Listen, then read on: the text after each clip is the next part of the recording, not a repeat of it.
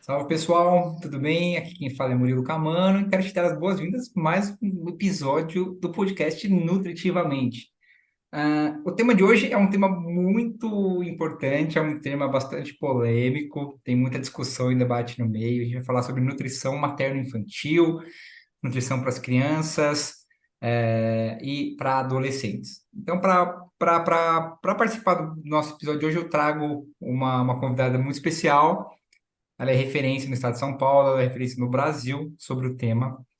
Ela, como a gente sempre faz, eu vou puxar aqui o currículo Lattes dela. Então, vamos lá, ela é graduada em nutrição pela Universidade Paulista. Ela é especialista em nutrição pediátrica e escolar pela Universidade Gama Filho, capacitada em nutrição vegetariana e metabolismo de vitamina B12, coach de nutrição infantil, mestra em alimentos e nutrição pela FEA Unicamp. Ela trabalha há 10 anos com nutrição clínica especializada no atendimento de tentantes, gestantes, lactantes, bebês, crianças e adolescentes, além de vegetarianos e veganos em qualquer faixa etária. Não é fraca não, hein?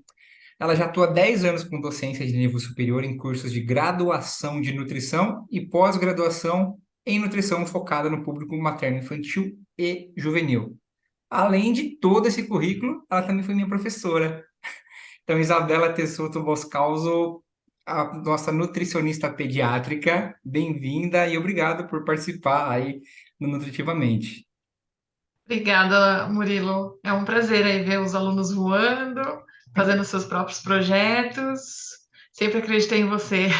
Obrigada Obrigado. aí pela apresentação. Ele sabe que você foi uma das primeiras, quando eu pensei em tirar o projeto do papel, eu falei, meu, tem que trazer a Isa. Que legal, que bom. A gente está num momento aqui, muitos amigos tendo filhos e tudo mais. Eu falo, gente, olha, tem uma nutricionista em Campinas, ela foi minha professora, ela falou para não fazer isso, faz aquilo, ó, o contato dela, segue ela no Instagram. Então, gente, ó, hoje vocês vão ter uma aula aqui com ela praticamente. Tomara.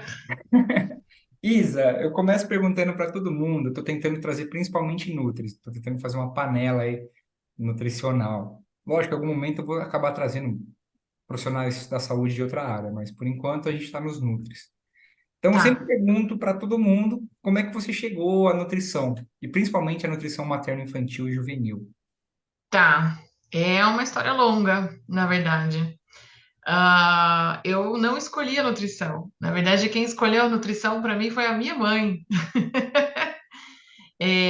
Quando eu estava no ensino fundamental, a minha mãe queria que eu fizesse um curso técnico. E eu queria fazer outros cursos que tinham à disposição, e ela falou: não, você vai fazer nutrição. A minha mãe, sabe, essas pessoas muito focadas em alimentação e saúde,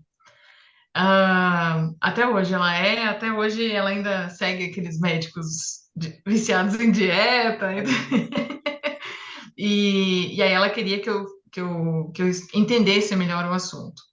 Então, eu fiz um curso técnico primeiro em nutrição e dietética. Na época eu não gostei, era muito nova, né?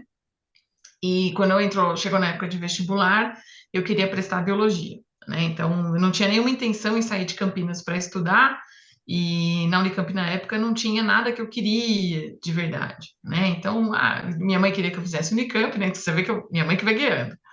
Então, eu olhei ali e falei: vou tentar biologia. E aí, quando eu estava no cursinho para tentar biologia, eu encontrei uma amiga do técnico lá. E ela estava fazendo um estágio na Unicamp, no NEPA, né, que é o Núcleo de Estudos e Pesquisas em Alimentação. E lá estava precisando de estagiário para fazer coleta de dados para uma pesquisa sobre o PNAE, né, da alimentação escolar, sobre a qualidade do PNAE, que era uma pesquisa sensacional. E era remunerado, e aí eu ia conseguir fazer o estágio, né, porque até então, para você ter o diploma técnico, você precisa ter o estágio, né? E aí eu falei: melhor que isso, né? Caiu no colo e fui. E aí, quando eu fui para esse estágio, que de fato eu entendi o que era ser nutricionista. E aí eu já desisti de tudo, de cursinho, de biologia, de qualquer outra coisa, e falei: não, eu vou fazer nutrição. E aí no ano seguinte eu já estava matriculada na faculdade de nutrição e me apaixonei, assim, foi uma postura completamente diferente do que eu tinha no técnico, né? Eu adorava tudo, devorava tudo, fiz iniciação científica, fiz estágio, fiz. tudo que a faculdade me deu a possibilidade de fazer e fora da faculdade eu suguei, né? E aí, durante a graduação, eu fui me identificando com a nutrição materna infantil. É interessante porque eu gostava muito de. Achava que que eu seguia a área hospitalar, porque eu achava, imagina que sensacional, nutricionista de hospital, quanta responsabilidade. E no final, eu odiei a nutrição hospitalar, assim. Não, eu acho muito nobre e eu valorizo muito o nutricionista que está lá, mas é tenso, né? Um ambiente tenso de se trabalhar, Você né? passa do estágio, você não quer nunca mais entrar no hospital, né? Nunca mais, não, é muita vocação, e eu descobri que não tinha, mas eu gostei muito da nutrição materna infantil, tudo que era relacionado eu ia, se tinha alguma coisa de aleitamento eu ia, eu era, da sala, eu era uma das poucas que realmente me identificava com a área, e quando eu fui para pós, para o mestrado, fiz o mestrado junto da pós, né? Porque eu falei, eu não quero ser só professora e pesquisadora, porque com a iniciação científica me motivou bastante para trabalhar com pesquisa, mas eu quero trabalhar com criança também, né? Então eu fiz os dois juntos para garantir esses dois lados, e no fim é o que deu certo, né? É o que eu trabalho até hoje. Ah, legal, legal, legal, legal. Bom, então eu queria puxar um tema que é muito polêmico, eu sempre eu discuto, não debato, tá? Com todo mundo, Legal. né? A questão do aleitamento materno, né? O leite materno, ele é para... A gente aprende, que a gente sabe, né, da área, que ele é o melhor alimento do mundo. Então, eu queria que você falasse se Uhum, isso é verdade, sim ou não, por quê. uhum, tá. Já vamos começar quebrando os mitos aí de cara. Ele é o melhor alimento do mundo para o bebê. É bom deixar isso claro, né? Porque hoje em dia tem uns malucos pegando colostro Tem até sopraminha para que eu gosto adulto, hoje. Meu, né? surreal. Então, não, ele é de fato uma das coisas mais sensacionais que o organismo materno é capaz de fazer. Foi um dos motivos que eu me apaixonei pela nutrição materna infantil foi por causa do aleitamento, porque se você parar para pensar, é muito louco, né? Se você produzir o alimento, e ele, por isso, ele é perfeito, é maravilhoso, nutricionalmente, imunologicamente, né? Emocionalmente, a partir do momento que a amamentação, o binômio mãe e bebê estão ok, né, com essa amamentação, ele é perfeito, mas é para aquela criança, né? Então, isso é importante deixar claro. Não é para o amiguinho, não é para você, né? Não, não, não, não. É só Legal, para a fase específica nossa da vida. exato.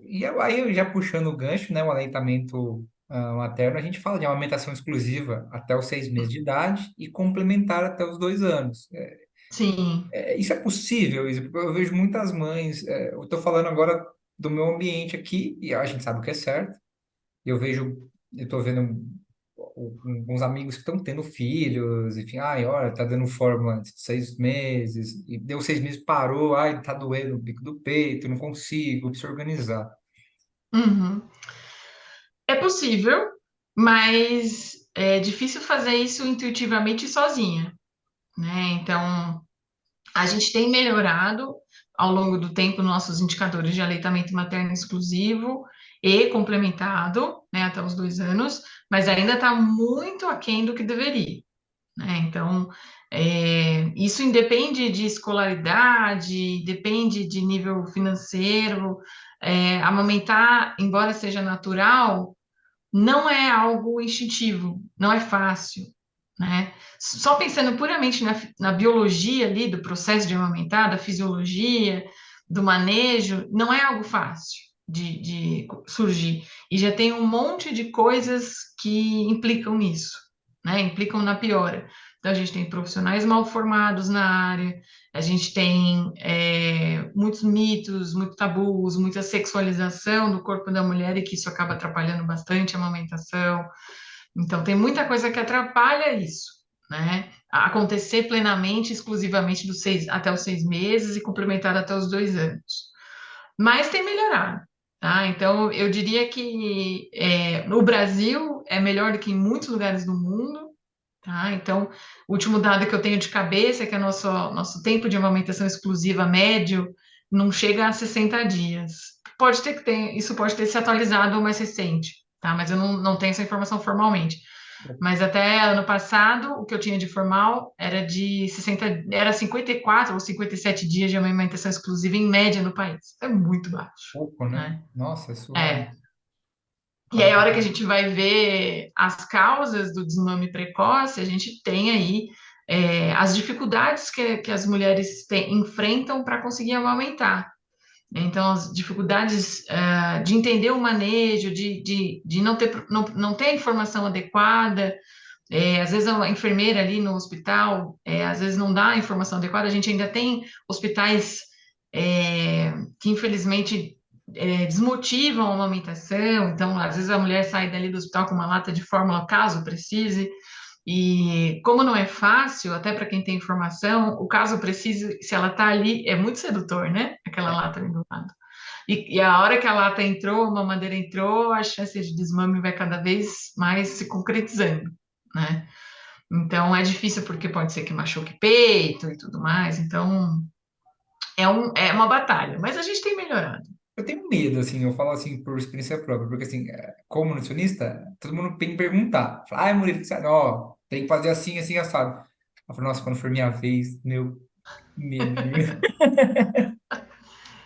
Não. Eu tenho. A gente sempre fala que os pais ficam sempre com medo do parto, né? É o parto, é o parto, é o parto. E eu costumo dizer, gente, essa criança vai sair de qualquer jeito, seja por parto normal ou por cesárea. A gente tem certeza que essa criança vai nascer. E aleitamento materno é sempre ainda, será que vai acontecer? Será que a gente vai dar conta? Será que eu vou ter licença maternidade e paternidade adequada para isso? Será que a minha família vai me ajudar? Será que o meu pediatra entende? É muita coisa. Muita coisa, eu tenho muito medo, sabe? Enfim, É, tentar mas é doar. bom ir se informando, né? O pré-natal precisa entrar, as consultas de aleitamento também, e trazer, colocar o pé no chão, né? De que amamentar é bonito, é o amor, e tarará, mas coloca o pé no chão, eu preciso estudar, eu preciso entender, eu preciso saber pega, manejo, é preciso que pessoas próximas de mim me ajude essa mulher a só estar exclusivamente amamentando essa criança, com cuidado com a criança, e não, eu preciso lavar louça, preciso cozinhar, preciso, né? Ela precisa, pelo menos, encaixar essa amamentação na rotina para ir voltar a fazer as suas outras atividades, né? Então, é por isso que é tão desafiador. Não, totalmente. Você precisa de uma rede de apoio, né? Traz a É, mãe, às vezes traz a sogra, aí depois começa a brigar. Ah, mas no meu tempo eu fazia assim, aí o marido tem que trabalhar. tem isso também. É duro.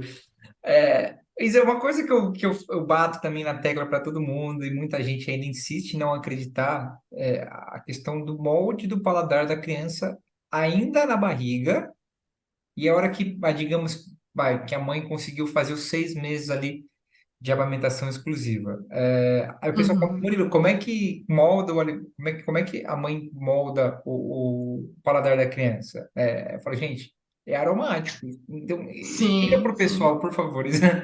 É, tanto o líquido amniótico quanto o leite materno, eles são aromáticos e eles modificam o sabor e o aroma conforme a dieta materna, tá?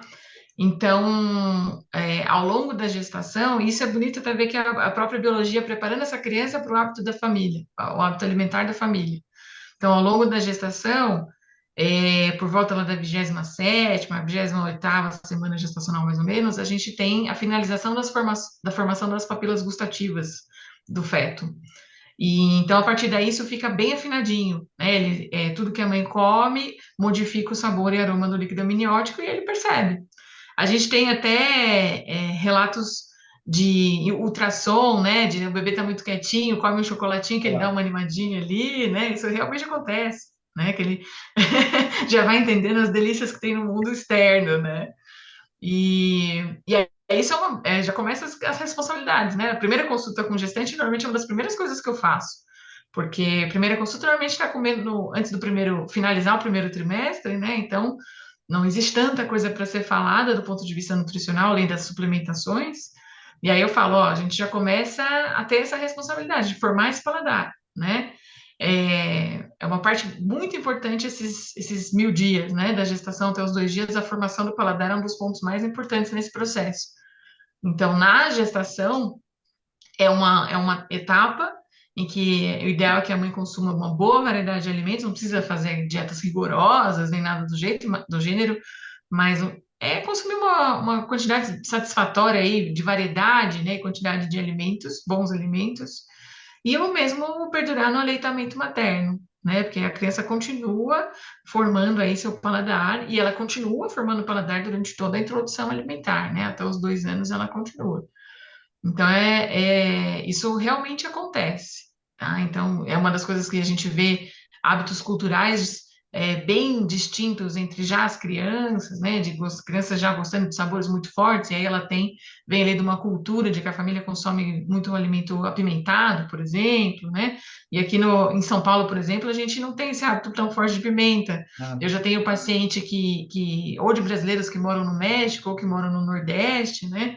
No Norte também, que a molecadinha tá com uma alimentação completamente diferente daqui de São Paulo, em termos de preferência de paladar mesmo, né? Porque a criança se molda no que a família come ali, tá? Isso vem desde a gestação.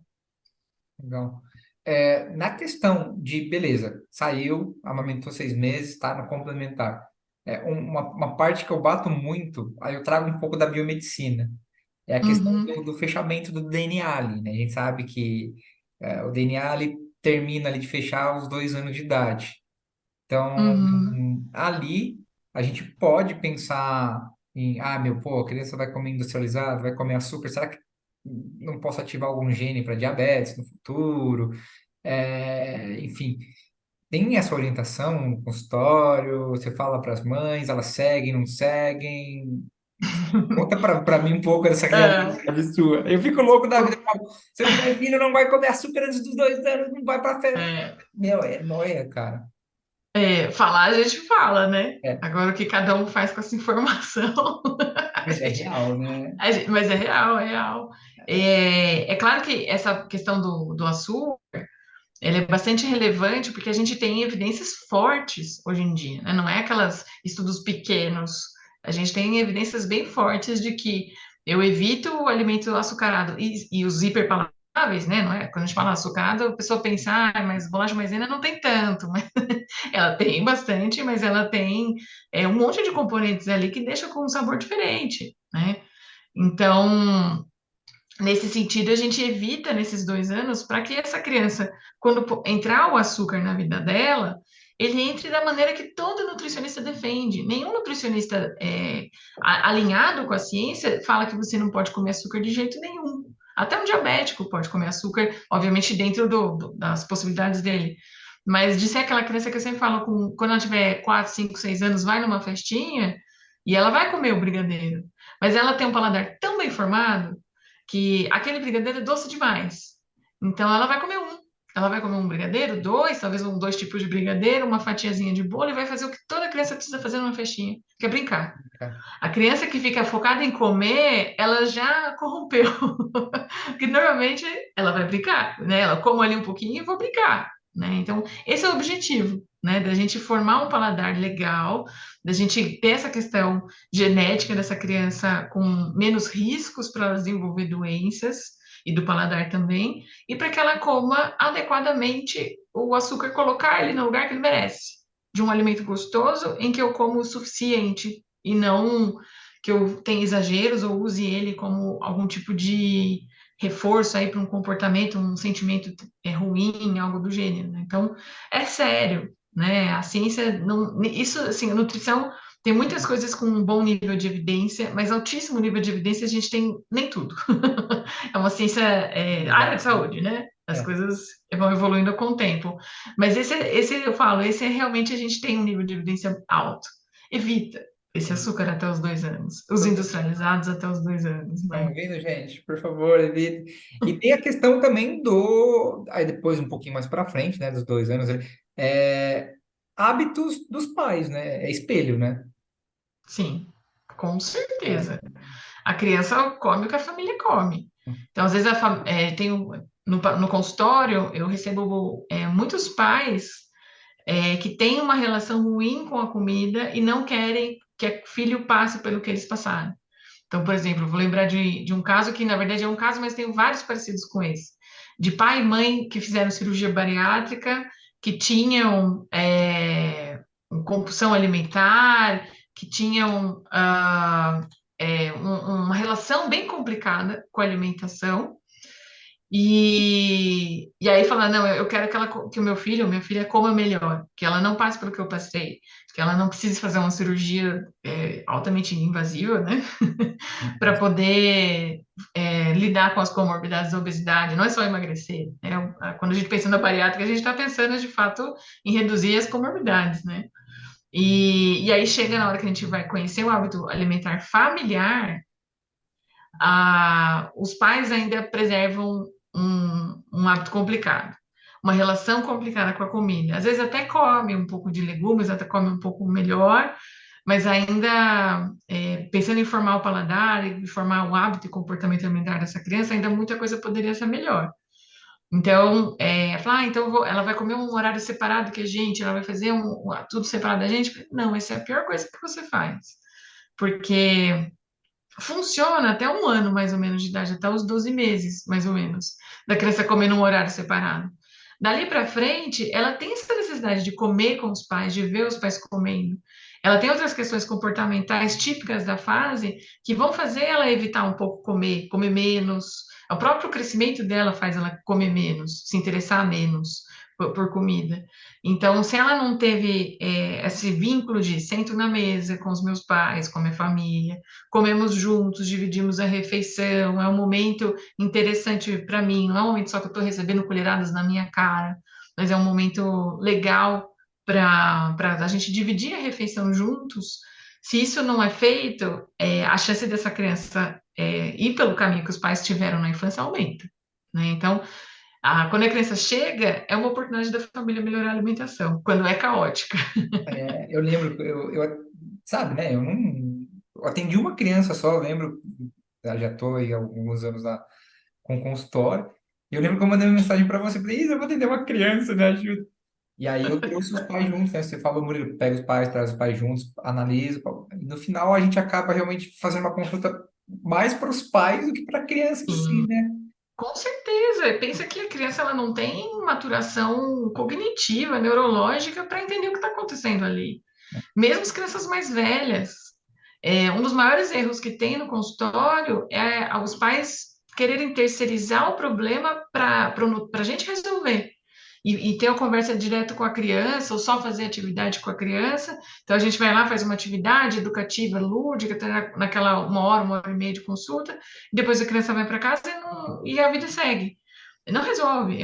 Eu sempre falo, se vocês não estão dispostos a fazer mudanças na vida de vocês e com consequência, né, dessa criança, nada vai acontecer. Ele não tem.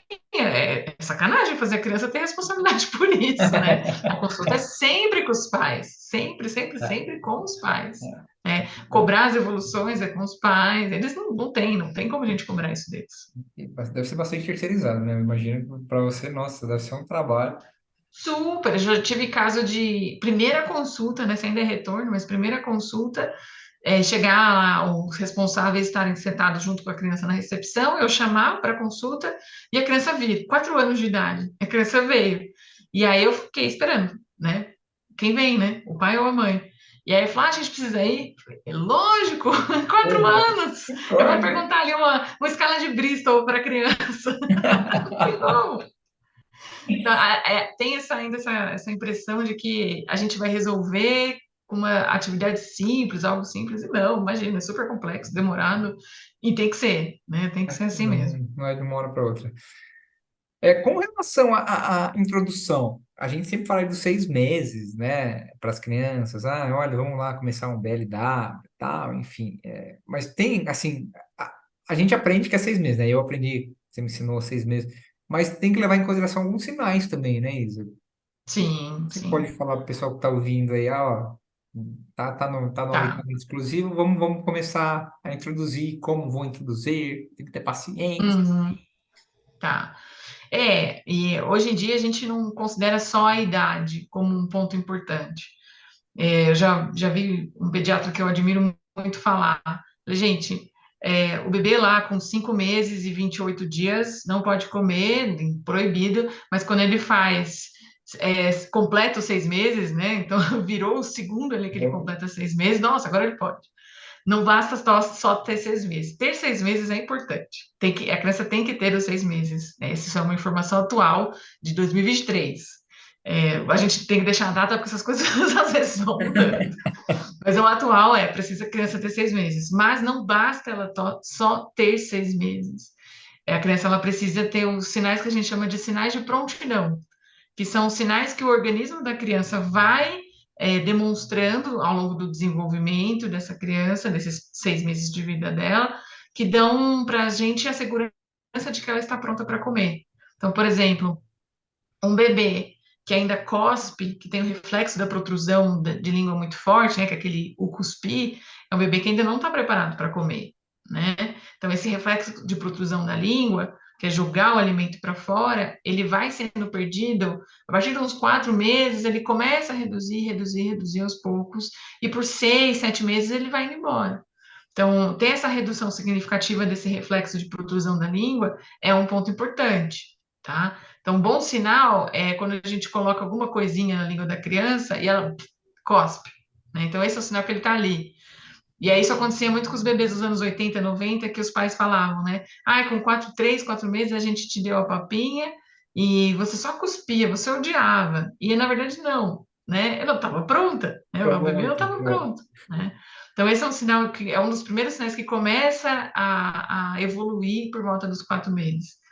Depois a gente tem também por volta dos 4 meses a criança se interessar pelo que está acontecendo. Até então a gente está comendo, bebendo na frente da criança e eles não estão entendendo. Tem uma hora que vira uma chave, 4, 5 meses mais ou menos, que eles começam, opa, o que você está levando na boca? O que você está tomando? E fica seguindo o garfo, seguindo o copo, às vezes imita o movimento de mastigação ali. Então, por isso que a gente fala, deixa essa criança. A primeira coisa que a gente faz na introdução alimentar antes dele comer é deixar o bebê junto da família enquanto a família come, para ele aprender o momento da refeição e ele vai entendendo. Eu levo na boca, eu mastigo, né? Então, eu vai treinando ficar sentado no cadeirão, né? Então, ele vai precisar de um monte de cintinhos antes dos 6 meses, porque ele vai cair, então, para ficar sentadinho ali. E aí a gente tem, depois da criança demonstrar esse interesse pelo alimento, que isso vai ficando cada vez mais, a gente tem o principal de todos, que é o sentar, né? Começa a sentar com pouco apoio, depois vai afinando isso, né, na maturação e fica sentadinho de verdade, suportando coluna, cabeça e pescoço. E aí esse sentar, ele normalmente ocorre por volta dos 6 meses, né? Na maioria, um pouco depois dos 6 meses, alguns um pouquinho antes dos 6 meses. E aí a explicação é lógica. A gente só come deitado ou semi-deitado, ou na fase exclusivamente láctea, ou quando a gente está doente. Depois nunca mais. A gente precisa estar sentado para comer. Então, o sentar é o sinal de prontidão mais importante de todos, né? Então, o bebê precisa estar sentadinho, e como eu falei inicialmente com pouco apoio, então ele aguenta ficar sentadinho um tempinho, mas dá uma bambeadinha no começo, isso já a gente já considera como um pouco apoio, e depois ele vai ficando cada vez mais sentadinho, melhor, né? E mais se suportando a cabeça dele, principalmente que eles têm um baita cabeção, né, nessa fase, e proporcionalmente ao, Pesada. ao corpo. Mas que é os É uma bonecos. fase o desenvolvimento está muito forte, né? Então a cabeça é grande mesmo em relação ao corpo. Então, é sentar, ter esse interesse pelo alimento, perder o reflexo de protrusão da língua, são processos bem relevantes, e ter os 6 meses, né? Também tem que esperar os 6 meses. Acho que quando você teve aula comigo, eu ainda falava, depende, se ele tem todos os reflexos, tem todos os sinais, pode ser que pode entrar antes dos 6 meses. E não, 6 meses hoje em dia, não. É importante, precisa esperar. E são sinais clássicos, né? Claros, né? Dá para o pai e a mãe vão perceber, né? Opa, acho que tá na hora. Sim, E o mesmo sim, vale para sim. água, né, Isa? O pessoal fala, né? Ah, e posso dar água antes de 6 meses? Eu falo, não, não pode. Tá certo? Não, é. Não, aí a criança começou a comer, a gente começa a dar água, né? Porque aí, É. embora o leite materno ainda seja o mais importante para a hidratação dele, a partir dali a gente precisa de água, porque vai começar a entrar uma quantidade maior de resíduo, né? Então, para esse intestino dar conta de continuar funcionando bonitinho. Não, legal. Outra coisa que eu acho interessante de falar da criançada, eu passei muito por isso, acho que você também. Mesmo, eu lembro mesmo quando era muito pequeno, isso eu acho que é um pouquinho coisa de vó. a questão do senso de saciedade, né? Eu falo para Uhum. todo mundo, falo, olha, a criança tem um senso de saciedade muito melhor que o nosso, então respeita. Minha avó me fazia sentar, eu tenho um trauma de mandioca, eu não como mandioquinha por causa disso. Ela me fez comer o prato inteiro sobre mandioquinha, eu não posso sentir o cheiro hoje. E eu falo, Aham. gente, respeitem. É, A criança sabe quando ela quer e quando ela não quer. é. E a gente leva isso pro resto da vida, como você falou, você teve trauma, né? É, Você levou uma experiência ruim pro resto da vida. Tem sim. um monte de histórias assim. O abacate é um dos principais, né? Porque quando o bebê, a criança é magrinha, é o que mais sofre, né? Então, nesse ponto eu sofri menos, porque eu sempre fui exuberante quando era bebê. Mas os bebês que eram magrinhos, eles são os que mais sofrem, né? Nesse sentido. Mas é assim, a gente tem um senso de saciedade maravilhoso e ele tende a ser maravilhoso se bem respeitado até os 2, 3 anos, mais ou menos, que é o que a gente considera que é o ideal. Eu como com fome e paro de comer confortavelmente saciado. O bebê, ele não tem essa regulação que o adulto tem, que faz parte da alimentação do adulto, eu tô comendo, sei lá, feijão, adoro feijão. Feijão com farofa, então, que delícia. Então, eu vou comer bastante porque eu adoro. O bebê não tem isso. Ele pode falar, pensar, né, que adoro feijão, mas barriguinha encheu, Parou. fica para próxima, né? Ah, adoro aquele docinho. Vou empurrar aquele doce. Pensa uma coisa mais desconfortável do mundo quando a gente já está saciado e chega o docinho e fala, eu vou comer. E a gente empurra literalmente aquele doce, né? E a criança não.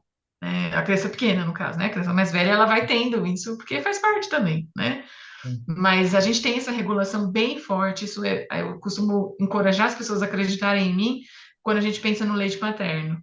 A gente não tem noção nenhuma do quanto aquela criança mama. Não, a mama não é transparente, a gente só vê que a criança mama, se sacia, ganha peso, cresce, desenvolve. E a gente não faz ideia do quanto ela está tomando.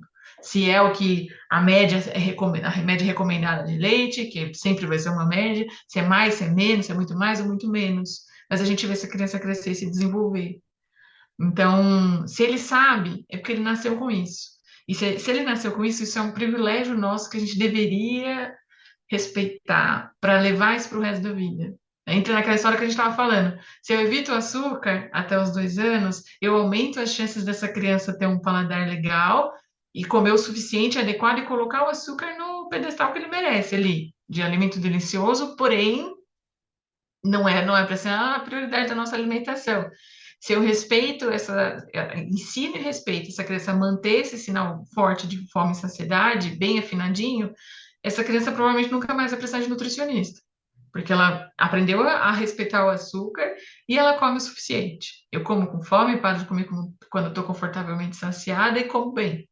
Então, a nutrição em todos os ciclos da vida ela é importante. Mas eu falo que se você conquista a criança, você conquista o adulto saudável. E aí ele só vai te procurar se ele quiser alguma coisa mais específica. Ah, quero, sei lá, aumentar a massa muscular, né? É, Então, sim. que é o sonho de todo mundo, né? Eu vou É, procurar um nutricionista para realizar sonhos, né? E não para resolver perrengues, né? Então, é. essa é a nossa função enquanto nutricionista infantil. É deixar chegar para vocês os casos gostosos de resolver e não aquele monte de coisa complicada. Só bucha, né? É. Pois é, uma coisa que eu acho legal de falar, geralmente o pessoal procura médicos quando está tentando engravidar, enquanto está grávida, depois que nasce, enfim. Eu já sou, não sou contra médicos, tá? É importante pontuar Uhum, isso aqui, eu acho que tem espaço para todo mundo. A mulher está tentando engravidar, o casal está tentando engravidar. A partir de que momento eles devem procurar uma nutricionista como você, uma materno-infantil, uhum. pediátrica? Aí, beleza, quanto tempo antes? E depois que nasceu a criança, quantas vezes eu posso levar? Que nem você falou, para a gente moldar essa criança para a vida. Uhum, tá. Olha, essa pergunta não tem uma resposta única. A Tá, gente fala dos primeiros 1.000 dias que se atualizou para primeiros 1.100 dias, tá. que entra essa pré-concepção, que é o preparo do casal para engravidar. Então, a gente diria assim, que seriam no mínimo esses 100 dias antes da gestação. Uhum. Muito porque o que a gente vê é que tanto o espermatozoide Ele tem um ciclo de vida até ele estar pronto para ele ser ali ejaculado e fecundar. Então, normalmente, a média é uns 90 dias, esse ciclo de vida dele, né? Até, então, por exemplo, se o homem está querendo, um homem saudável, quer preparar para engravidar e quer melhorar, assim, fazer alguma suplementação para melhorar a motilidade de espermatozoide, a gente tem algumas estratégias interessantes nesse sentido, né? Então, e se ele já é saudável, já é tudo ok, eu falo, então, 90 dias antes, mais ou menos, né? Então, 3 meses, mais ou menos antes, porque a formação começou aqui, lá ali naquele primeiro dia de consulta, e dali a 3 meses, aquele espermatozoide daquele primeiro dia que a gente se encontrou, ele está maduro o suficiente para poder fecundar. E na mulher é a mesma coisa, né? Então a gente tem ali a maturação dos folículos, e eles também têm esses 3 meses. Então, até ele ser maduro o suficiente, sobressair, ser rompido no processo de ovulação para encontrar ali com o espermatozoide. Então, para casal saudável, quando eu digo saudável, com um peso bacana para os dois, e não só o peso, mas né, a gente sabendo ali que não tem uma composição legal, né, de gordura e tudo mais, sem grandes estresses, mas um saudável, normal, né? Uma alimentação bacana e tudo ajeitadinho, eu diria 3 meses. Vida real, Murilo, às vezes é anos que o ideal seria o ideal, né? É, Então, às vezes a pessoa ali tem uma questão com peso que você não resolve em 3 meses, não. né? E a gente já tem estudos, aí a gente já fala de um nível de evidência que está evoluindo aos poucos, né? Então a maior parte dos estudos ainda são mais em modelos animais, de que tanto a obesidade paterna e materna tem associação com uma série de complicações no bebê, né? Então, como eu falei, isso ainda é uma coisa, não é para levantar alarde, é uma coisa que a gente tem mais estudos em ratos, né? Mas se a gente tem esse relato em rato, e algumas evidências aí em que a gente pode fazer alguma associação, embora fraca, com humanos, ainda, embora fraca com humanos, por que não? Eu diminuo esse risco, É. né? Já que a gente ainda está caminhando. Então, tem vários relatos desse nível de evidência um pouco mais baixo, com espectro autista, TDAH, com a própria obesidade, outras doenças metabólicas. Então, tem um monte de coisa que, se eu posso me programar para isso antes da gestação, né, na pré-concepção, por que não? E aí, às vezes, isso é longo, É. bem longo, né? É um ano, 1 ano e meio, 2 anos, né? E aí, isso estou dando exemplo do peso, que é o que a gente tem um pouquinho melhor de estudo, mas tem uma infinidade de outras questões que a gente nem faz ideia ainda, né? Não, Então, o consumo de orgânico ou o consumo de agrotóxico, a gente não faz ainda não. ideia, né? A gente só sabe que talvez tenha alguma influência, né? Ah, Então, é. diria, para responder resumidamente sua pergunta, pelo menos esses 90 dias, mas dependendo do casal, um quanto antes, né? E aí quando os casais estão ali nessa idade de 30 a mais, que é a maior parte dos casais, quando eles começam a pensar em ter filhos, falar, então vamos pensar, o 35 mais, a gente já considera que seria uma gestação de risco, é gestante idosa, que a gente chama, né? Acima de 35 anos. Engraçado esse termo, né? Gestante idosa. Bastante idosa. Então, com 30 anos, eu quero ter filho só com 35, vai com 30. Vai fazer um check-up, vai entender o que está acontecendo ali. E aí, se tiver tudo ok, mantém até próximo dos 35, senão já começa o processo de mudança. A É. maioria vai ter que precisar antes, bem antes. E aí a criança, beleza, engravidou, aí beleza. Antes de engravidar, as vitaminas que precisa suplementar. A clássica, a B9, B6, Isso, B9 é ácido B9, fólico, né? é o ácido fólico. E Sim, aí seria antes, né? Antes da gravidez, né? sim, Era sim. importante nos 3 primeiros Tanto meses. tanto para a mulher quanto para o homem, tá? Uhum. A gente faz a suplementação de, no mínimo ali, só pensando no processo gestacional, sem as individualidades daquela pessoa, do ácido fólico, do ferro, muito provavelmente de uma B12, muito provavelmente de uma vitamina D, tá? Então, o ômega 3 também, de uma boa fonte, né? Hoje em dia a gente já tem essa questão de que não pode ser qualquer ômega 3, né? Então, tem algumas especificações, e na futura mãe e no futuro pai, isso, né? E aí, avaliar, fazer o check-up nutricional para a gente ver o quanto de a gente precisa suplementar e o que mais precisa suplementar, né? Então, na prática, no mínimo B12, B9 e ferro, mínimo, assim, falando de base da base da base. Na maioria das vezes é bem mais que isso, tá? E aí o Para bebê os dois. nasceu, eu falo para todo mundo, eu falo, "Ó, gente, nasceu o bebê, leva para a ciência pediátrica, vai te ensinar a fazer uma pega ali, e Aham. isso também é válido, né? Sim, sim. Normalmente na gestação mesmo a gente já faz consulta de aleitamento materno. No acompanhamento que a gente faz trimestral, a última consulta, a gente fala de aleitamento materno, de direitos que ela tem no hospital, a hora que vai nascer, de acompanhamento, de acompanhante e tudo mais, de fórmula infantil, a gente fala de pega, de processo da neuropsicofisiologia da lactação, a gente explica tudo isso. E mesmo assim, com essas informações, ainda assim é difícil dela conseguir amamentar plenamente, maravilhosamente no primeiro segundo. Normalmente tem um bom tempinho aí de alguns esforços para conseguir. E aí pode ser a gente que faz esse tipo de informação, como pode ser o pessoal do banco de leite do município, como pode ser enfermeiro, um enfermeiro da área, obstetriz, né, que é enfermeiro obstetra, pode ser a fono também, a fono ajuda bastante nesse sentido, porque elas vão avaliar se tem língua presa, né, essas coisas são bem importantes, mas um profissional que entenda, não precisa ser só um nutricionista, o dentista também, mas um que entenda de aleitamento, pelo menos para ligar um alerta. Então, eu sou nutricionista, eu ajudo nisso. Aí chega a mãe lá para mim com alguma dificuldade para amamentação e eu vejo que é algo que uma fono resolveria.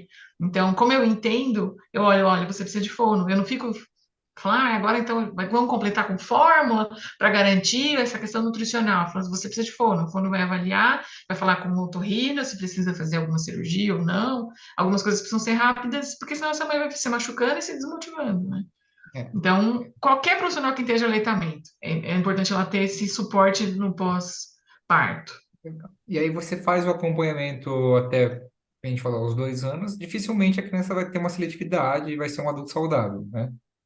É, seletividade faz parte, Sim, né? Então, escolher, eu não quero mais comer banana, mas aí eu como mingau que tem banana. É ok, é que a gente às vezes tem uma expectativa muito alta, né? De que a criança coma maravilhosamente bem, como está no cardápio. E clássico. não, a criança é igual a gente, né? Então, quantas vezes em consultório eu vejo os pais reclamando, ai meu Deus, mas ela tem vezes que não quer jantar. Ontem eu, por exemplo, não quis jantar. Eu fui ali, comi um pouquinho de milho, coloquei os legumes e falei, não tô com vontade de jantar. Então eu falo assim, mas você quer jantar todo dia? Você quer comer bonitinho todo dia? Não, eu falei, então, eu quero também. Né? Então, tem essas fases mais escolhetivas, faz parte. E é diferente da criança com dificuldade, de fato, alimentar, que tem questões mais complexas por trás. Mas, mesmo quando ela tem o paladarzinho, todas as oportunidades boas para a gente formar um paladar, um comportamento alimentar foram atingidas, mesmo assim é muito provável que ela passe por fases que ela quer comer mais, comer menos, quer escolher mais, faz parte, né? Assim, como qualquer pessoa faz parte. É, eu, Mas eu falo. provavelmente a dificuldade alimentar ela dificilmente vai desenvolver, pensando no que ela teve na base, vai depender do que vai acontecer dali para frente. Mas aí é mais difícil, né? O risco diminui. Eu falo, eu tenho um, que nem eu te falei, tá todo mundo no meu ciclo tendo filho, tem um amigo meu, um amigão meu, irmão meu, teve filho há 15 dias. Aí eu falei, Nossa, que legal. cara, não crie expectativas, a criança vai ter o jeito dela, respeito, então já comecei a comer o miolo dele. Ó, Hum, meu, dá o suporte para sua esposa agora, esses 6 primeiros meses é importante, tenta o máximo para amamentar, vai ser cansativo, fez cesárea, tá com a barriga aberta ainda, vai tirar os pontos. Falei, cara, é, é trampo, é trabalho, mas, meu, vale a pena depois lá na frente. sim, é um investimento. É o melhor investimento que a gente pode ter, assim, é esse aí. Né? Então, A falo alimentação muito. é investimento curto, médio e longo prazo. Uma coisa que eu falei aqui da gestante idosa, que eu acho bom reforçar, que às vezes a gente parece um terrorismo que chegou com 35 não pode engravidar de jeito nenhum. Pode, 36, 37, 40. Olha a Só raia. que é bom, é importante. Tem 55, né? É bom, obviamente, nessas gestantes que às vezes encontram um pai interessante com 35, 36, 37, as futuras gestantes, que façam um acompanhamento mais próximo, é sempre um pré-natal mais próximo, né? Então, Fechado. existem mais riscos, mas não quer dizer que vai acontecer nada. A maioria das pessoas hoje engravida com 35 bem mais, né? Assim, pelo menos pensando no meu microciclo, né? De pessoas, é difícil a pessoa que chega com 25 e fala, quero ter filho, né? Então, tá tudo bem engravidar com 35, só que tem que ter bastante cuidados, né? Como qualquer outro. Então, mas para não ficar esse negócio, ai meu Deus, eu tenho 35, não casei, não tenho namorado, não tenho nada. Não, pode acontecer. Sim, eu acho que se você tiver com os profissionais ali em volta, né, é o que você falou, faz um pré-natal um pouco mais caprichado, né? É, Eu acho que a questão de tanto a nutrição quanto a medicina evoluiu bastante, então tem ali uma segurança, enfim, né? E a vida é uhum. maluca, né? Eu vejo muita mulher trabalhando, priorizando carreira, congelando óvulo para depois, enfim. Sim, tem Né? gente que tem, você tem possibilidade de congelar óvulo, congela ali com 33, 34 e depois pensa nisso, né? Tem. Hoje em dia tem, né? Tem, tem. Pois a gente está partindo aqui para a parte meio final aqui, para não tomar muito seu tempo também. Uma coisa que eu sempre falo para todo mundo, para alguns mitos e verdades, né? Principalmente sobre a amamentação, alimentação infantil. O que eu vejo, ó, 2023, eu vejo muito ainda, de verdade, assim, ouço mães e vós falarem, o leite é fraco, o leite não tá descendo. Murilo, o que que eu posso comer para descer o leite? Se eu tomar cerveja preta, vai descer. Desejo de grávida. Se não comer, Uhum. você pode Sim, quebrar um pouco disso pra gente, por favor? olha, cerveja preta não faz o leite aumentar. Tem até estudos, procurar na PubMed, tem o mito surgiu da onde, né? Então tentaram achar se tinha alguma evidência. E a única evidência, assim, que parece que pode ter alguma relação é porque a gente tem a neuropsicofisiologia da amamentação, que para eu produzir leite, eu preciso estar com o emocional adequado, né? Então, estresse, essas coisas assim, prejudicam bastante a produção desse leite, a produção e a gestão desse leite. E aí a gente sabe que o álcool tem um efeito relaxante, né? Então, essa é a única associação que faz, né? Então, ela tá ali, tá num pilequinho, relaxada, pode ser que produza leite. Mas, obviamente, essa lógica é péssima. É a mesma coisa que eu falar, eu quero consumir sódio, então eu vou tomar Coca-Cola. Não tem lógica nenhuma, né? Não. Então, não é para tomar cerveja preta para descer leite. E o que que a gente faz? Primeiramente que a descida do leite ela se dá pelo processo da saída da placenta no momento inicial, as questões hormonais, e depois essa criança mamar, né? Então, se essa criança não mama, o corpo entende, não preciso mais produzir leite, esse leite seca, né? Então, é essa criança mamar, e aí ela tem as possibilidades aí dela mamar de livre demanda, para o organismo se adequar à demanda desse bebê, né? Então, e aí, pensando a dieta materna, é ingerir bastante líquido, e aí quando eu falo bastante não é tipo 10 litros, né? Tem uma continha aí mais individualizada, e se alimentar bem. Alimentar bem normal, assim, né? Tem um incremento calórico ali, porque a produção de leite demanda, mas ainda assim é algo que, mexendo em uma, duas refeições, a gente chega fácil, tá? Então, por isso que ela precisa ter esse suporte de alguém cozinhando para ela comer bem. Que lactante que consegue comer bem, normalmente, ou ela se organizou muito antes do neném nascer, de fazer coisas congeladas, enfim, ou ela tem uma rede de apoio bacana. O Tá? gasto Então, calórico é produzir muito leite, alto, né?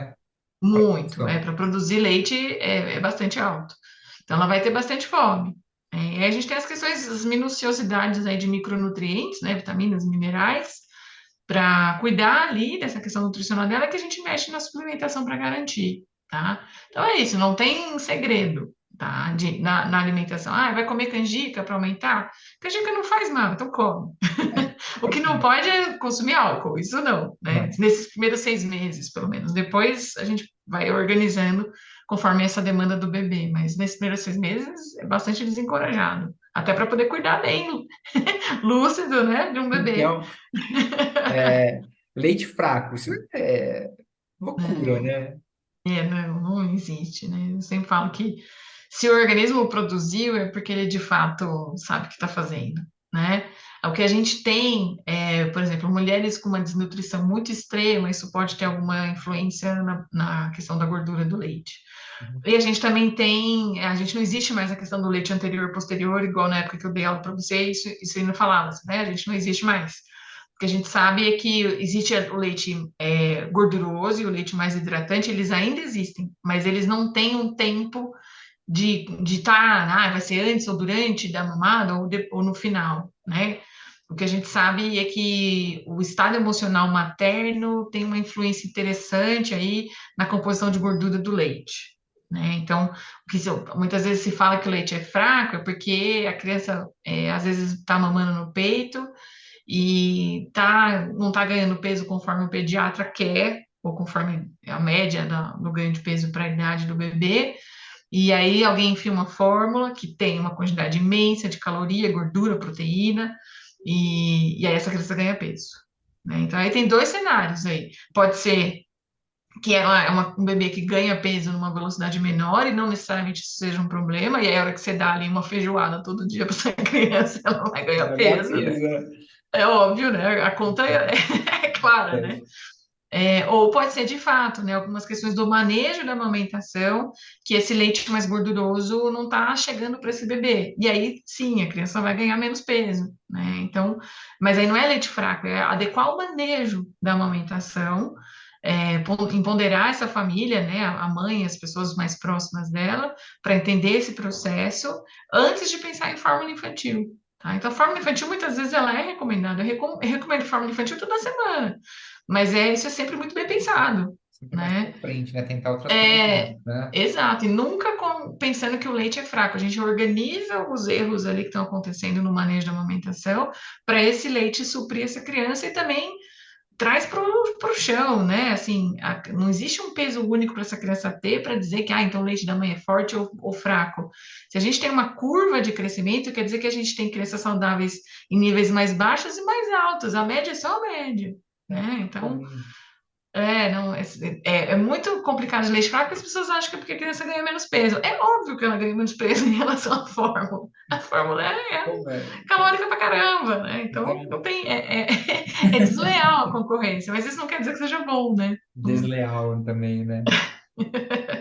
Um último mito aqui que eu também eu sempre brigo para quebrar, como eu não sou especialista, eu falo, tô grávida, vou comer por dois. Eu falei, pô, pera lá. E a Não, galera, não, né, não, não, não. O incremento calórico é bem menor do que na amamentação. Na gestação é bem menor. A amamentação, ela precisa de mais comida do que na gestação. Então, não tem essa de comer por dois, não. Vamos pensar numa média aí, depende da referência que usa, mas uma média de umas 300 calorias a mais no final da gestação, né? Então, e hoje muita coisa mudou, né? Então, antes a gente falava que o ideal era a gestante ganhar 12 quilos, começar a ganhar no primeiro trimestre ou no início do segundo trimestre gestacional, e hoje a gente já diz que não. Os desfechos melhores é ela ganhar ali o adequadíssimo, é o mínimo possível dentro do adequado, e primeiro trimestre, de preferência, não ganha nada, e segundo trimestre, no começo também não, deixa para ganhar mais para frente. Não tem justificativa essa criança, não tem peso para a gente ter que ganhar tanto peso assim. Então, hoje a gente vai pensar numa gestante que começou a gestação com peso saudável, dela ganhar ali uns 8 9 10 quilos. A gente não fala mais 12 16 como há um tempo atrás. atrás, né? Né? Então, tem nada a ver esse negócio de ganhar, ganhar o mínimo possível dentro do saudável para aquela gestação, a individualidade daquela gestação, e para a gente ter os melhores desfechos possíveis, né? Fugir de eclâmpsia, síndrome HELP, Diabetes. de pré-eclâmpsia, de diabetes, é ganhar o mínimo possível dentro do saudável ali. Isso quem vai fazer o cálculo é o nutricionista. O médico normalmente não faz, né? Então, normalmente é o nutricionista que vai lá e vai fazer o planejamento de ganho de peso. Fala, E é pouquinho. fala pra mulherada, gente, come normal, não precisa comer por dois. E fala, não se preocupe, porque a hora que vocês aumentarem, vocês vão gastar tanta caloria que vocês vão emagrecer tudo de novo, cara. Vai, Né? vai. E se ganhar o que precisa, às vezes em uma semana, obviamente o corpo está diferente ainda, mas o peso muitas vezes já voltou, É, né? Ou está muito próximo. Se você ganhar aquilo ali que realmente precisa, é a continha básica. não. pessoal complica Saiu o que tudo, estava né? pesando ali dentro, né? E aí você sobra pouco, né? Então Pessoal, fica bom para todo mundo. O então, ideal é não abusar, não liberar, porque os riscos são grandes, né? são De para os dois, né? Para a mãe e complicação. para o bebê. Sim, Né? sim, sim. Com certeza. Bom, Isa, eu queria te perguntar agora as últimas perguntas que eu sempre faço para quem vem. Hoje, para você, qual que é a maior satisfação trabalhar com nutrição materna e infantil? Poxa, você chega em casa à noite, olha, satisfeita. Qual É, que é para você? Me conta. nossa, eu tenho um monte. É. Eu tenho um monte. Eu trabalho em duas áreas, né, da nutrição e nas duas só com nutrição materna e infantil, que é no consultório e na docência. E nos dois eu tenho grandes satisfações todos os dias que eu estou ali. Eu acho que é uma das coisas que todo nutricionista, imagino que todo profissional de saúde vive, é melhorar a vida das pessoas, né? Então, ver uma mãe chega no consultório ali com o seio machucado, com dor, com o pediatra forçando ali uma fórmula infantil, porque o bebê não ganhou o peso do jeito que ele queria que o bebê ganhasse, e aí a gente vai lá, conversa, ajuda no manejo, e aí naquele manejo ela não sentiu dor, e aí ela sai de lá assim, que ela entrou com um semblante horroroso e sai de lá confiante de que vai dar certo, que realmente não é fácil, que ela não está fazendo nada errado, que faz parte do processo e que vai dar certo. Ou de quando eu pego crianças na consulta de 2 anos, normalmente é a minha consulta que eu chamo de profilática, né? Então, 6 meses, 12 meses e 24 meses. E a maioria dos pais vem 6 meses, 12, 24 meses, e na consulta de 24 meses, quando eu vou, eu faço que é a alta deles, né? Que eu falei que eu não quero ver essa criança nunca mais. Quero que ela seja, tá conquistada, essa primeira infância dela. E aí chega lá com 2 anos, a criança comendo bem pra caramba, né? Comendo sozinha, com autonomia, tendo suas preferências, os pais entendendo as preferências dessa criança, respeitando. A família melhorou seus hábitos por conta dessa criança, né? Então, é muito gostoso trabalhar com isso, porque a gente vê de fato que aquela família a gente marcou com sinal, né? Que é o significado de ensinar, a gente marcou eles, e eles saíram de lá modificados, e provavelmente a gente vai modificar outras gerações, porque essa criança teve os privilégios nela, né? Na alimentação dela, e a partir dela a gente modifica outras. Se parar para pensar, né? Até que a gente cobra barato. É... E colocar o peso, né, disso na vida e o valor, né? Para uma Exato. pessoa, E na docência é a mesma coisa, né? Eu adoro ver a molecada, que nem é mais molecada, né? Indo embora, voando, fazendo 1 milhão de coisas, abrindo empresa, aí fazendo podcast, fazendo. Eu tenho aluna que terminou, defendeu agora o pós-doc. Foi uma aluna da minha segunda turma que eu dei aula na faculdade. E já está ali, ela me superou, né? Ela está no pós-doc, foi fazer coisa nos Estados Unidos. Então, obviamente, eu sempre tenho mais contato com a turma da materno infantil, né? Os alunos que se formaram e seguiram materno infantil, eu tenho contato com quase todos. Mas eu adoro ver isso. Também eu sinto que as vidas foram mudadas a partir dali, né? Então é uma sensação gostosa também. Vale a pena. legal, legal. E agora eu queria que você falasse onde o pessoal pode te encontrar. Então, você, né, fala aí pra gente o seu Instagram, telefone, e-mail, virtual, presencial. Pessoal, Tá. onde vocês vão encontrar a Isa? Presta atenção, é muito importante, hein? Ó, Instagram é nutricionista.pediátrica, tá?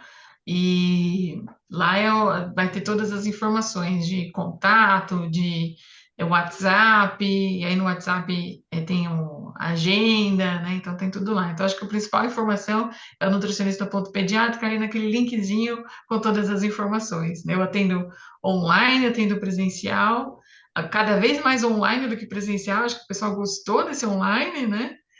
E então, no online, a gente abre a porteira para o Brasil inteiro, para o mundo inteiro, e no presencial segue ali, porque tem muitos casos que é importante a criança estar ali, com a estrutura da clínica, os brinquedos, a comida, a cozinha didática e tudo que precisa ali também. Então, estamos aí, online, presencial, para todo mundo.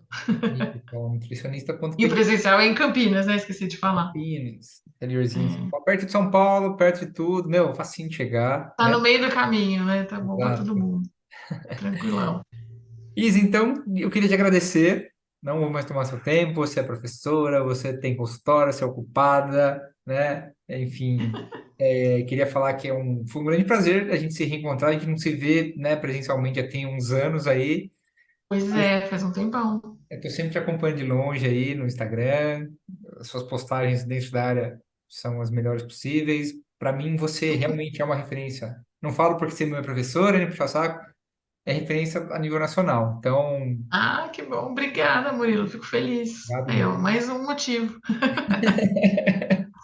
Quando tem os dias ruins, aí tem os dias bons, fala, não, sempre vale a pena. Porque os dias ruins sempre acontecem, não tem jeito. Tem como a gente escapar. De novo, eu agradeço. Você, poxa, você engrandece, você deixa o nutritivamente gigantesco aí com a sua participação. Obrigado, obrigado Que mesmo de bom. coração. É um prazer fazer parte aí do seu projeto. Vai ficar ricão aí, Murilo, Vai sim, com o com seu certeza. podcast. Obrigado, Isa. Imagina, eu que agradeço. Esse foi mais um episódio do podcast Nutritivamente. Canção de abertura Credit, Horizon. Trilha sonora de finalização Unwound, Oaks Studio. Direção criativa, produção executiva, consultoria científica, edição e concepção Murilo Camano Muro.